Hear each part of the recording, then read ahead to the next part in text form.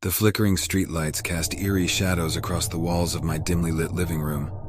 My parents had left for a weekend getaway, leaving me home alone for the first time. At 17, I thought I was prepared to handle the solitude. Little did I know that the next few days would unravel a chilling tale that would forever change how I viewed my own home. The first night started innocently enough. I settled onto the couch, engrossed in a horror movie marathon. But as the clock ticked closer to midnight, a strange sensation washed over me.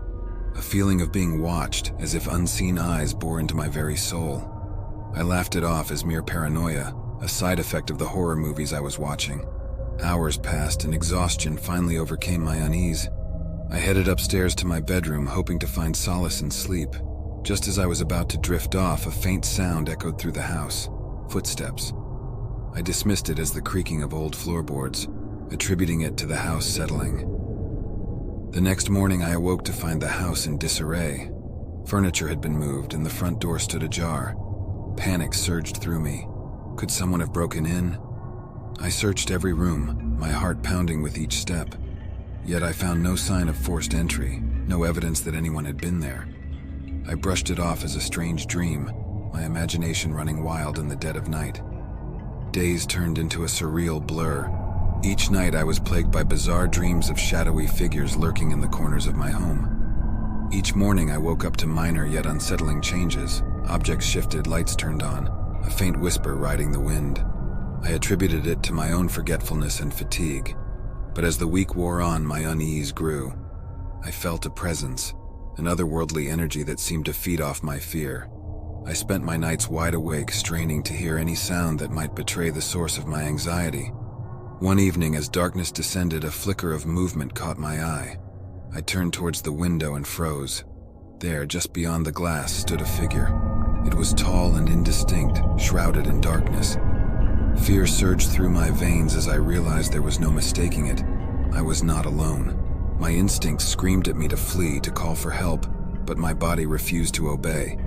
I was held captive by the figure's piercing gaze, its eyes like voids that swallowed all light. As I stared, a voice whispered in my mind, words that sent shivers down my spine. "You are not alone." With a surge of adrenaline, I tore my gaze away and raced for the front door.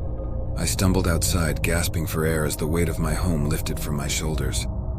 I was met with the cold reality of the night, the wind howling a mournful tune that seemed to mirror my own fear. I never returned to that house.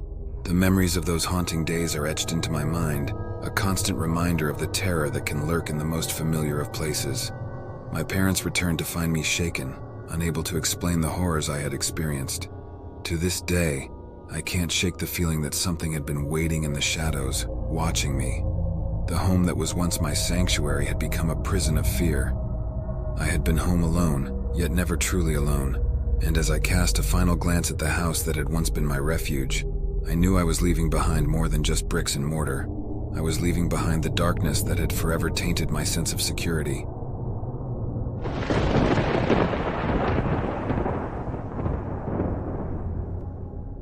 It was a stormy night when my parents left for a business trip, leaving me alone in our creaky old house. At 18, I thought I could handle a few nights on my own. Little did I know that the silence of an empty house would unleash a terror beyond my imagination. The first night started with the sound of rain tapping on the windows. I huddled in my room, trying to drown out the eerie symphony that the wind and rain created. But as the clock ticked away, a different sound emerged from the darkness. Whispers, soft and barely audible, echoing through the halls like a haunting melody. I chalked it up to the imagination, a result of my solitude playing tricks on me. But as the whispers continued each night, my nerves frayed and my sleep grew restless. Shadows danced on the walls, taking on strange shapes that seemed to watch me. My laughter turned to unease and unease into dread. The second night, as I lay in bed, the whispers grew clearer, forming into words that chilled me to the bone. "You're not alone," they hissed, a chorus of voices that seemed to come from everywhere and nowhere. I clutched my blankets, paralyzed by fear, unable to escape the invisible presence that now inhabited my home. Days blurred into nights, a cycle of torment and sleeplessness. The whispers were relentless, growing louder with each passing night. I could no longer deny their existence. They were real, and they were malevolent. They spoke of things beyond human comprehension, of darkness lurking in the corners of reality. One night, driven to the brink of madness, I ventured into the heart of the house. The whispers guided me, their chilling voices leading me to a locked door in the basement. With trembling hands, I forced the door open and descended into the abyss below. The basement was a labyrinth of shadows, a place where the whispers converged into a cacophony of terror. In the center of the room stood an old mirror, its surface reflecting not my own image, but a realm of twisted nightmares. The whispers grew deafening, urging me to step closer, to peer into the abyss. As I gazed into the mirror, I saw visions of horror, faces twisted in agony, landscapes of desolation, and a figure that seemed to beckon me into its abyssal embrace. The whispers surged around me, their grip tightening, pulling me closer to the mirror's surface. In a moment of clarity, I tore my gaze away and fled from the basement, slamming the door shut behind me. The house trembled as if angered by my escape. The whispers followed, their haunting refrain echoing in my mind. "You can't escape," they taunted, a mantra that seared itself into my consciousness. I knew then that I was trapped. The whispers were a malevolent force that sought to claim me, to consume my very soul. I had to fight back. Gathering my strength, I returned to the basement armed with determination and a makeshift ritual I had found online. I lit candles, drew symbols, and chanted incantations in a desperate bid to banish the darkness.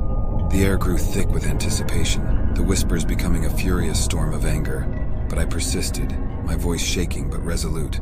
As the final words left my lips, the basement shook and a blinding light engulfed the room. The mirror shattered, its hold over the whispers broken. Silence. The house stood still, the echoes of the whispers replaced by an eerie calm. I emerged from the basement, my heart pounding, my body battered but triumphant. The whispers were gone, banished into the void from whence they came. My parents returned to find me exhausted. The house transformed from a haven of horror to a place of refuge once again.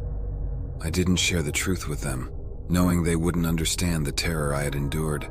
To this day, I hear faint echoes of the whispers in the quiet of the night, but they are distant, fading memories of a nightmare I survived. The house is no longer a prison of dread. It's a testament to the strength that can be found in the darkest of moments. And as I face the stormy nights, I know that I am never truly alone.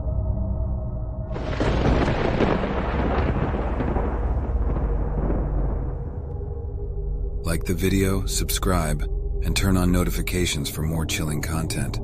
Share your spine-tingling stories with us by sending us email on creepedoutcorner@gmail.com to terrify others together.